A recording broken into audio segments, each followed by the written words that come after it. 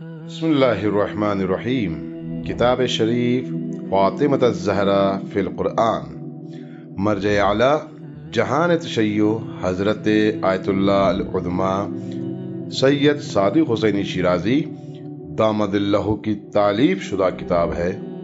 ये किताब दर हकीकत उन कुरआनी आयात का मजमुआ है जो हज़रत सिद्दीक़ा कुबरा फातिमत ज़हरा सलामुल्लाह अलैहा की शान में नाजिल हुई हैं।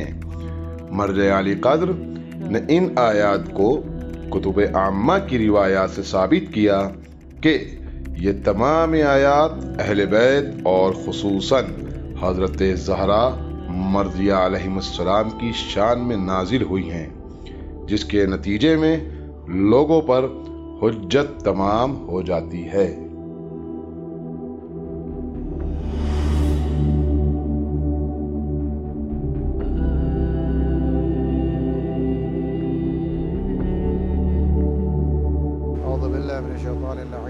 बिस्मिल्लाहिर्रहमानिर्रहीम वबिही नस्तईन व खैर मुईन रब्बि इश्रह ली सदरी व यस्सिर ली अमरी वहलुल उक़दतम मिन लिसानी यफ़क़हू क़ौली इंशाअल्लाह।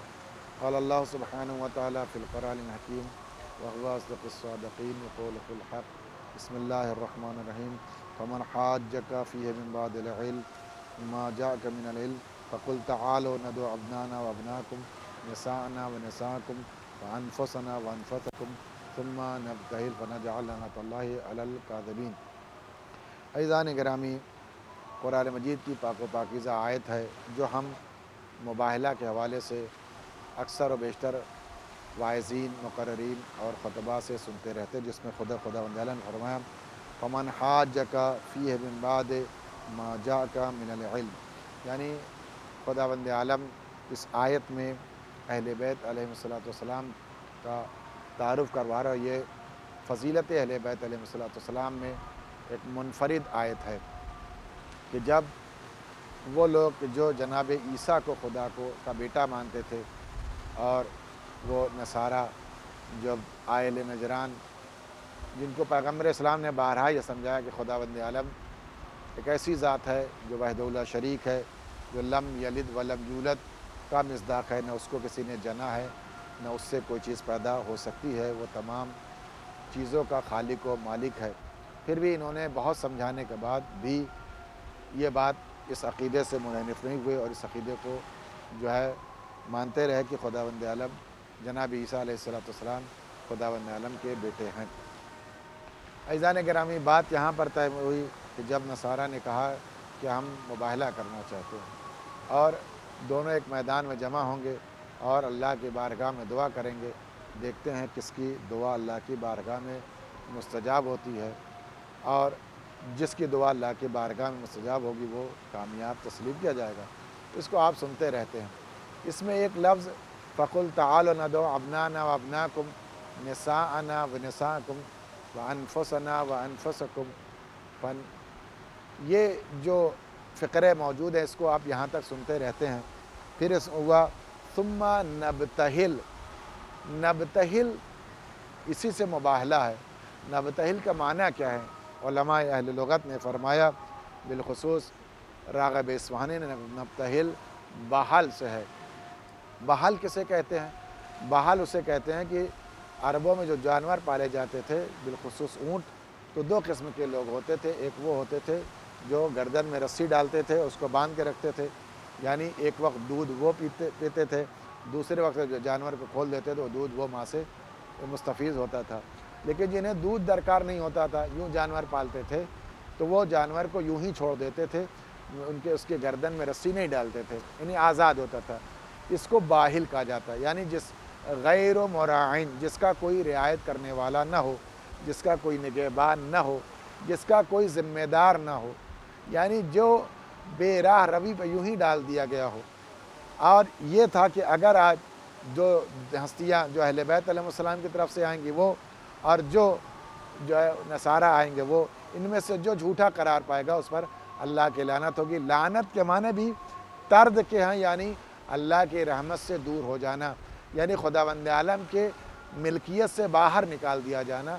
इंसान सबसे बदतरीन और बदबख्त इंसान वो है جو اللہ کی رحمت سے اور اللہ کی بارگاہ سے جو ہے دور کر دیا گیا ہے، یعنی لعنت کا مستحق ٹھہرایا گیا ہے۔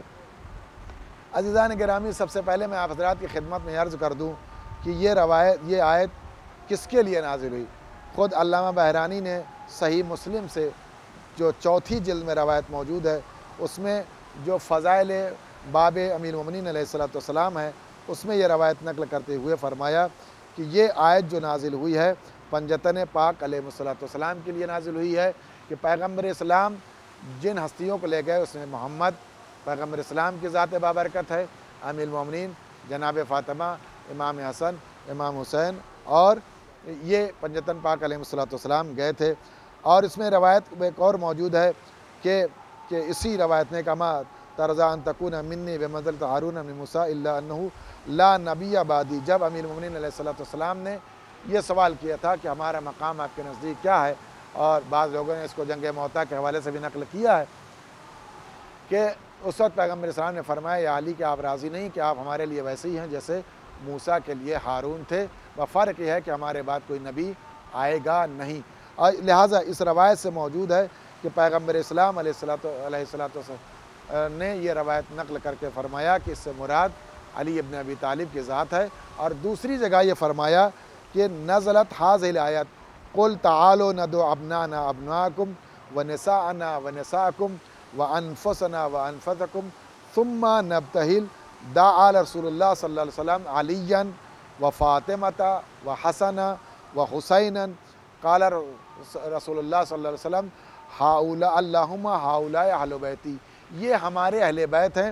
اس روایت کو غایۃ المرام میں صفحہ نمبر 30 پر نقل کیا گیا ہے کہ اس آیت کے ضمن پیغمبر اسلام نے فرمایا کہ اس آیت کا مصداق ابرز اہل بیت اطہار علیہ السلام ہے، اور جب گئے لہٰذا مباہلہ کا مطلب یہ تھا کہ جو آج اللہ کی بارگاہ میں جھوٹا ثابت ہو جائے گا اس کا رشتہ اللہ کی رحمت سے منقطع ہو جائے گا۔ یہاں سے یہ بات طے ہو جائے گی کہ جو بھی اہل بیت کے مقابل میں آئے گا اور اہل بیت علیہ السلام کی بارگاہ میں آنے کے بعد اللہ کی بارگاہ میں ٹھکرایا جائے گا، وہ ملعون ہوگا، وہ راندہ بارگاہ الہی قرار دیا جائے گا۔